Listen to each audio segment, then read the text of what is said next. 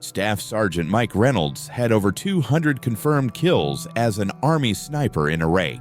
He could hit a target at 800 meters in a sandstorm, but when his thermal scope started showing him enemies that weren't there, and his bullets started hitting them anyway, Reynolds realized he was hunting something that shouldn't exist. It was March 2004, and the streets of Fallujah had become a sniper's nightmare. The city was a maze of bombed-out buildings, narrow alleyways, and perfect hiding spots for insurgents who knew every corner, every shadow, every escape route. Mike Reynolds, a 28-year-old sniper from the mountains of Montana, had been deployed there for 8 months with the 1st Infantry Division's 2nd Brigade Combat Team. He'd earned his reputation as one of the most accurate shooters in the entire theater of operations, with a confirmed kill record that made him both respected by his unit and feared by the enemy. Mike had grown up hunting elk and deer in the Bitterroot Mountains, learning patience and precision from his grandfather, a World War II veteran who'd fought in the Pacific. Those skills translated perfectly to military service, and Mike had excelled in sniper school at Fort Benning. His instructors noted his exceptional ability to remain motionless for hours, his steady breathing under pressure, and his uncanny ability to judge wind and distance in any conditions. Mike's spotter was Corporal Danny Martinez, a sharp-eyed 22-year-old kid from San Antonio, Texas, who could spot movement at distances that impressed even veteran snipers. Martinez had joined the Army straight out of high school, following in the footsteps of his older brother who'd been killed in Afghanistan the previous year. The two soldiers had been paired together for 6 months, and their partnership had become legendary within the unit. Martinez's keen eyes and Mike's steady trigger finger had eliminated dozens of high-value targets, disrupted countless insurgent operations, and saved American lives on a daily basis. Their partnership was flawless until the night of March 15th, when everything changed. They'd set up in a partially collapsed apartment building on the eastern edge of Fallujah, overlooking what military intelligence had identified as a major insurgent supply route. The building had taken a direct hit from an artillery shell weeks earlier, leaving the top 2 floors accessible but structurally unsound. It was exactly the kind of position insurgents would avoid, making it perfect for a sniper team that needed to remain undetected for extended periods. Mike was using his standard M24 sniper weapon system, equipped with a state-of-the-art ANPAS-13 thermal imaging scope, the latest technology the Army had to offer. The scope could detect heat signatures through walls, in complete darkness, and even in the dust storms that frequently plagued the region. It gave snipers an almost supernatural advantage over their enemies, allowing them to see body heat, engine signatures, and even residual warmth from recently vacated positions. The thermal scope had saved Mike's life on numerous occasions. It had revealed insurgents hiding in seemingly empty buildings, detected IED emplacers working under cover of darkness, and allowed him to track wounded enemies who might otherwise have escaped to fight another day. Mike trusted the technology implicitly. It had never failed him, never given him false readings, never led him astray. Around 0200 hours on that fateful night, Mike was conducting his routine scan of the sector when his thermal scope picked up a clear heat signature moving between 2 buildings approximately 300 meters away. The figure appeared to be carrying what looked like an AK-47, moving with the practiced stealth of an experienced fighter. The heat signature was crisp and distinct, definitely human-sized, definitely armed, definitely moving with hostile intent toward what appeared to be an overwatch position covering the main supply route. "Got movement," Mike whispered to Martinez, who immediately began scanning the same area with his high-powered spotting scope. Martinez was using a Leupold Mark IV scope with 16x magnification, more than enough to see a man-sized target at 300 meters, even in low-light conditions. "I don't see anything," Martinez replied after several seconds of careful observation, adjusting his optics and scanning the entire area methodically. "Where are you looking?" Mike kept his eye pressed to the thermal scope, watching the figure with growing confusion. The heat signature was crystal clear, a man-sized target crouched behind a concrete barrier, weapon clearly visible in the distinctive outline of an AK-47. The figure was moving deliberately, checking angles, clearly conducting a reconnaissance of American positions. 2 o'clock, behind the concrete wall about 300 meters out. He's right there, clear as day. Martinez strained to see through his scope, scanning back and forth across the area Mike had indicated. The young spotter had exceptional vision and had never missed a target that Mike had called out. "Mike, I'm telling you, there's nothing there. That whole area is completely empty. I can see the concrete barrier, but there's no movement, no heat shimmer, nothing." Mike looked up from his thermal scope and peered through his naked eye at the same location. The moonlight provided enough illumination to make out the general shapes of buildings and barriers. But Martinez was right. There was nothing visible. The area appeared completely deserted, but when he looked back through the thermal scope, the figure was still there, now moving toward what appeared to be a flanking position that would give it clear shots at the American checkpoint 2 blocks away. "This doesn't make sense," Mike muttered, his training warring with what his equipment was telling him. "My thermals got a clear signature, adult male, armed, moving with tactical discipline, but visual is completely negative." "Maybe your scope's glitching," Martinez suggested, though his voice carried a note of uncertainty. Both soldiers knew that equipment failures in combat zones could be deadly, but Mike's thermal scope had been functioning perfectly throughout their deployment. Heat mirages can mess with thermals sometimes, especially when there's been fighting in an area. Fires, explosions, that kind of thing can leave heat signatures that linger. But Mike had been using thermal scopes for over 3 years, both in training and in combat operations. He'd seen heat mirages, equipment malfunctions, and atmospheric distortions that could confuse thermal imaging. This wasn't any of those things. The signature was too clear, too consistent, too obviously human in its movement patterns. It was exhibiting tactical behavior, checking corners, using cover, moving with the deliberate patience of a trained combatant, against every protocol he'd been taught, against his better judgment in years of training that emphasized visual confirmation before engagement. Mike decided to take the shot. If nothing else, it would prove whether his equipment was malfunctioning or if something truly inexplicable was happening. Mike settled into his shooting position, controlling his breathing, feeling his heartbeat slow as he entered the zone that every sniper knows. That moment of perfect calm where the entire world narrows down to crosshairs, target, and trigger squeeze. He centered his crosshairs on the heat signature center mass and applied steady pressure to the trigger. The .308 Winchester round left the barrel with its familiar sharp crack. And through his thermal scope, Mike watched the figure jerk backwards and collapse. The heat signature flickered like a dying flame and then vanished completely, leaving no trace on his screen. "What the hell did you just shoot at?" Martinez asked, scanning frantically with his spotting scope, trying to see any evidence of what Mike had engaged. "I didn't see muzzle flash, didn't hear any return fire, didn't see anything fall. What's your target status?" Mike kept watching through his thermal scope, scanning the area where the figure had fallen, where there should have been residual body heat, the kind that lingers for minutes after death. There was nothing, not even the faint thermal signature that a warm body would leave on concrete or sand. It was as if whatever he'd shot had simply ceased to exist the moment his bullet found its mark. I'm not sure," Mike admitted, the first time in his military career that he'd been uncertain about a shot. Thermal showed a clear target, but now there's nothing. No residual heat, no body, nothing. The incident troubled both soldiers deeply, but they filed it away as equipment malfunction and continued their mission.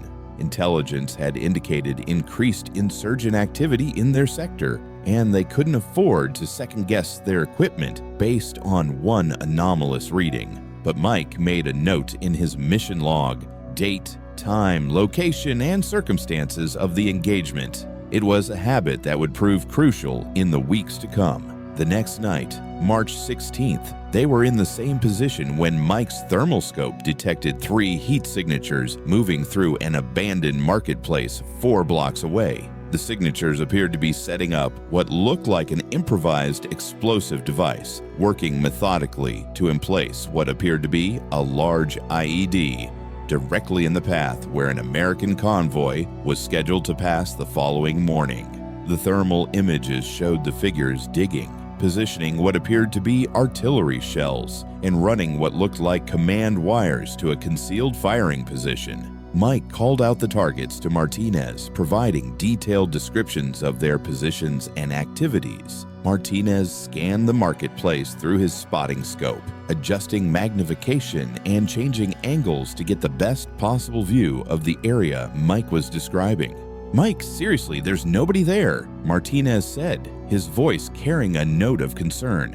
"I can see the whole marketplace. It's completely empty. Are you feeling okay? You getting enough sleep?" Mike stared through his thermal scope at the 3 figures, watching them work with the practiced efficiency of experienced bomb makers. The signatures were absolutely clear. 3 adult males working together, definitely emplacing an IED that would kill American soldiers in the morning. Every instinct told him to engage, but Martinez's inability to see the targets was deeply disturbing. "Martinez, I need you to trust me on this," Mike said, his voice steady despite his inner turmoil. "I'm seeing 3 individuals emplacing an IED in grid square 234-567. They're working methodically, they know what they're doing, and they're positioning it exactly where tomorrow's convoy will pass." Martinez continued scanning, but his expression was troubled. "Mike, I've got perfect visibility on that area. There's nothing moving. No heat shimmer, no disturbance in the sand. If there were 3 guys digging in that marketplace, I'd see them." Mike made a decision that would haunt him for the rest of his life. He took 3 careful shots, spacing them 5 seconds apart to allow for target acquisition between engagements. Each time, his thermal scope showed a figure dropping and disappearing. Each time, Martinez saw nothing fall, heard no cries of pain, found no evidence that anything had been there at all. But the next morning, when the convoy passed through that marketplace, there was no IED. The route was completely clear. Military engineers who swept the area found no evidence of digging, no disturbed earth, no command wires or explosive residue. Yet Mike's thermal scope had shown 3 men working for over an hour to emplace a device that could have killed a dozen American soldiers. As the days passed, the encounters became more frequent and more detailed. Almost every night, Mike's thermal scope would reveal enemies that existed only in the infrared spectrum. Sometimes they appeared to be planting bombs along routes that American patrols would use the following day. Sometimes they were setting up ambush positions in buildings that would later be searched by coalition forces. Sometimes they were simply moving through the city with weapons, heading toward American positions with obvious hostile intent. Mike began keeping a detailed log of these encounters, documenting everything with the methodical precision that had made him an exceptional sniper. He recorded the time, location, weather conditions, and nature of each thermal signature he engaged. He sketched the positions, noted the apparent weapons and equipment, and tracked patterns of behavior. What he discovered over the following weeks chilled him to the bone. Every location where he'd shot these invisible targets corresponded exactly to intelligence reports of insurgent activity from months or even years earlier. The abandoned school where he'd engaged 2 thermal signatures moving room to room had been the site of a major firefight in October 2003, where several insurgents had died defending a weapons cache. The marketplace where he'd stopped the IED placement had been bombed by coalition forces 6 months earlier, killing a known bomb maker named Abdul Rashid and 3 members of his cell. The apartment building where he'd engaged multiple targets had been the site of a fierce urban battle that had left a dozen insurgents dead and the building partially destroyed. Mike began cross-referencing his thermal encounters with historical intelligence reports, working with the unit's intelligence officer to access classified databases of previous operations in the Fallujah area. What he found defied all logical explanation, but the correlation was undeniable. He was engaging the thermal signatures of insurgents who had died in those exact locations during previous battles. The breakthrough came when Mike decided to research the specific individuals whose thermal signatures he believed he was engaging. Working with intelligence officers who had access to captured insurgent databases and photographic records, he was able to match many of his thermal encounters with specific fighters who had been killed in those locations. Ahmed Hassan, a notorious sniper who had been responsible for killing 3 American soldiers before being eliminated by coalition forces in late 2003, matched perfectly with a thermal signature Mike had engaged near the old train station. The figure had been carrying what appeared to be a sniper rifle and had been positioned in exactly the same window where Hassan had conducted his final operation.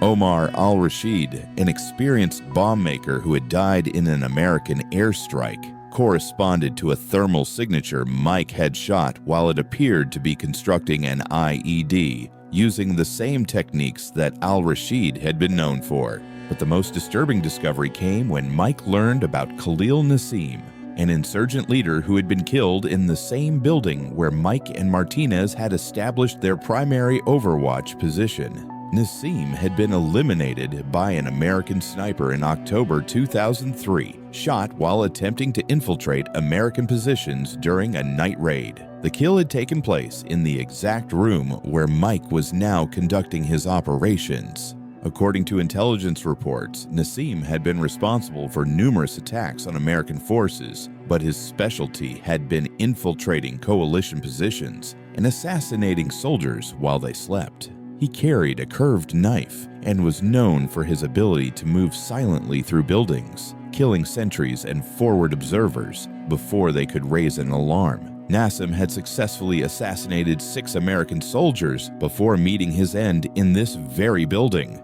That night, March 28th, Mike's thermal scope revealed a figure moving through their own position. The heat signature appeared to be a man crawling along the floor of their observation post, moving with practiced stealth directly toward Martinez's sleeping position. Mike could see the thermal outline of what appeared to be a long knife in the figure's hand, and the movement pattern was identical to descriptions of Nassim's infiltration techniques. "Martinez, move! Get up now!" Mike shouted, his voice cutting through the silence of the night. Martinez jerked awake, confused and disoriented. "What? Why? What's happening?" Through his thermal scope, Mike watched the ghostly figure raise the knife toward where Martinez had been lying just seconds before. The thermal signature was perfectly clear. A man in a crouched position, knife raised to strike, moving with a deadly precision that had made Khalil Nassim one of the most feared insurgents in Fallujah. Without hesitation, Mike turned his rifle toward his own position and fired a single shot at the thermal signature. The sound of the gunshot in the confined space was deafening, and Martinez dove for cover, thinking they were under attack. "Jesus, Mike, what are you shooting at? You nearly put a round through the floor," Martinez shouted, scanning frantically for threats. "Are we taking fire? Where's it coming from?" Mike stared through his scope at the empty space where the thermal signature had been. The figure had collapsed and vanished the moment his bullet struck, leaving no trace of its presence. But Mike could still feel the malevolent intent that had filled the room just moments before, the sense of ancient hatred and unfinished business that seemed to linger in the air. I think I just saved your life," Mike said quietly, his voice barely audible over the ringing in their ears from the gunshot. The next morning, Mike found additional intelligence that confirmed his worst fears. Khalil Nassim had been killed by Staff Sergeant William Morrison, a sniper from the 82nd Airborne, on October 15, 2003. Morrison had been conducting overwatch operations from the same room where Mike and Martinez were now positioned. According to the after-action report, Morrison had detected Nassim attempting to infiltrate the American position and had eliminated him with a single shot just as the insurgent was preparing to attack Morrison's spotter with a knife. The parallels were impossible to ignore. Mike realized that his thermal scope wasn't malfunctioning. It was detecting something beyond the normal spectrum of the living. The intense heat of battle, the violent deaths, the unfinished business of war had left thermal imprints that lingered long after the physical bodies had been buried or burned. These weren't ghosts in the traditional sense. They were thermal echoes, fragments of intense energy that continued to play out their final missions, even in death. For the remaining 6 weeks of his deployment in Fallujah, Mike continued to engage these thermal phantoms on an almost nightly basis. Each shot seemed to put them to rest permanently. The thermal signatures never reappeared in the same locations after being engaged. Mike began to think of himself not just as a sniper eliminating current threats, but as a guardian putting to rest the unquiet dead who continued to endanger the living. Martinez never saw what Mike was shooting at, but he couldn't deny the results. Their sector became the safest area for American forces in all of Fallujah. IED attacks dropped to zero. Ambushes against American patrols ceased entirely. The constant threat of sniper fire that had plagued other units simply didn't exist in their area of operations. Whatever Mike was doing, it was working. Other sniper teams began requesting Mike's assistance when their sectors experienced unexplained insurgent activity. Mike would set up in the troubled areas and invariably find thermal signatures that corresponded to long-dead fighters still carrying out their final missions. His reputation grew among the special operations community, though no one understood exactly how he was able to predict and prevent attacks with such uncanny accuracy. Colonel James Patterson, the brigade commander, personally commended Mike for his exceptional performance, noting that casualty rates in Mike's sector were 90% lower than comparable areas of the city. When Patterson asked Mike to explain his methods, Mike simply said he'd learned to trust his equipment completely and never ignored what his thermal scope was telling him, no matter how unlikely it seemed. Mike completed his deployment in Fallujah in October 2004 and rotated back to Fort Benning for advanced sniper instructor training. He never spoke officially about what he'd experienced in Iraq, knowing that no one would believe him and that any mention of supernatural encounters would likely end his military career. But he kept his detailed logs, documenting over 180 engagements with thermal signatures that existed only in the infrared spectrum. The logs included sketches, photographs of his thermal scope display, and detailed cross-references with historical intelligence reports. Mike had created what amounted to a comprehensive database of the thermal afterlife of Fallujah's insurgent casualties, a ghostly order of battle that existed parallel to the world of the living.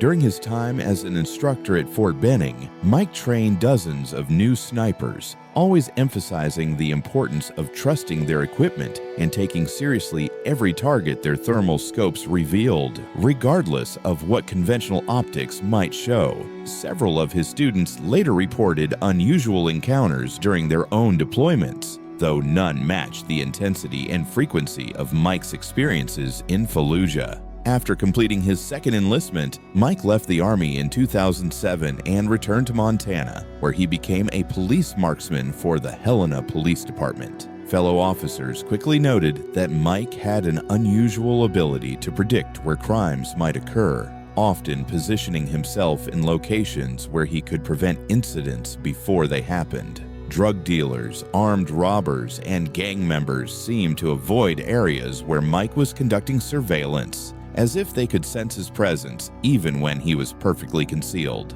Some attributed Mike's success to his military training and tactical instincts. Mike knew better. He could still see the thermal echoes of violence, the heat signatures of the angry dead who refused to rest. Helena's criminal underworld included several individuals who had died violently in previous years, and their thermal signatures continued to appear on Mike's scope during nighttime operations. A drug dealer who had been killed in a gang shooting 3 years earlier still appeared to be conducting transactions in his old territory. An armed robber who had died in a police shootout continued to case potential targets from beyond the grave. Mike found that his ability to see and engage these thermal phantoms extended beyond military combat. When he shot the thermal signature of the dead drug dealer, drug activity in that area ceased completely. When he eliminated the ghostly armed robber, a string of convenience store robberies that had plagued that neighborhood suddenly stopped. Mike realized that violent death created these thermal echoes regardless of whether it occurred in combat or civilian settings. In 2019, Mike was diagnosed with terminal lung cancer, likely caused by exposure to depleted uranium during his military service in Iraq. As his condition worsened and he began undergoing chemotherapy, Mike started experiencing something new and deeply unsettling. He could see his own thermal signature starting to separate from his physical body.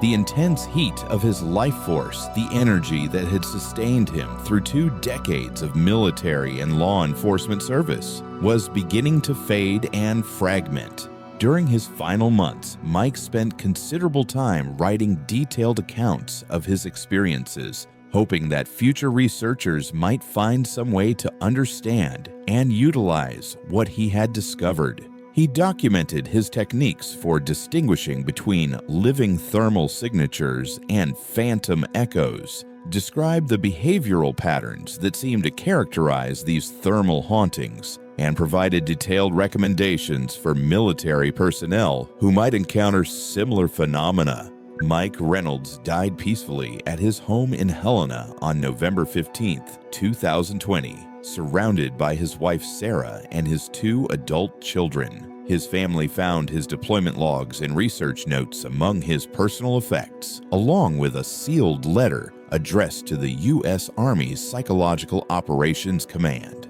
The letter detailed Mike's experiences and included his complete database of thermal phantom encounters, along with a request that the information be studied and potentially used to develop new counterinsurgency techniques. The thermal imaging scope that Mike had used in Fallujah was donated to the National Infantry Museum at Fort Benning after his death. Museum staff reported that the scope occasionally showed heat signatures in empty display rooms, particularly in the section dedicated to fallen soldiers. But these signatures appeared peaceful, standing at attention rather than carrying weapons or exhibiting hostile behavior. Military historians who studied Mike's logs noted that his sector in Fallujah had indeed become one of the safest areas for American forces during the period of his deployment. The dramatic reduction in insurgent activity was officially attributed to successful counterintelligence operations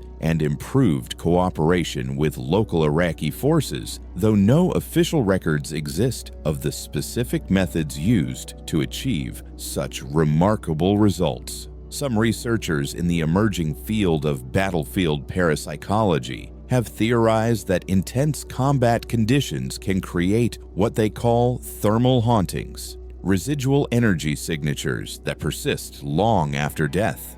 They point to Mike's case as possible evidence that certain individuals, under specific conditions, might be able to detect and interact with these phenomena using standard military thermal imaging equipment. Dr. Margaret Chen, a physicist at MIT who studies anomalous energy phenomena, obtained copies of Mike's logs through a Freedom of Information Act request and has been studying the correlations between his thermal encounters and historical battle data. Her preliminary findings suggest that thermal imaging equipment might be capable of detecting energy patterns that exist outside the normal electromagnetic spectrum, particularly in locations where intense emotional trauma has occurred. But for the soldiers who served alongside Mike Reynolds in Fallujah, the scientific explanations don't matter. They know that something kept them safe during those dangerous months, something that allowed them to return home to their families when so many others didn't.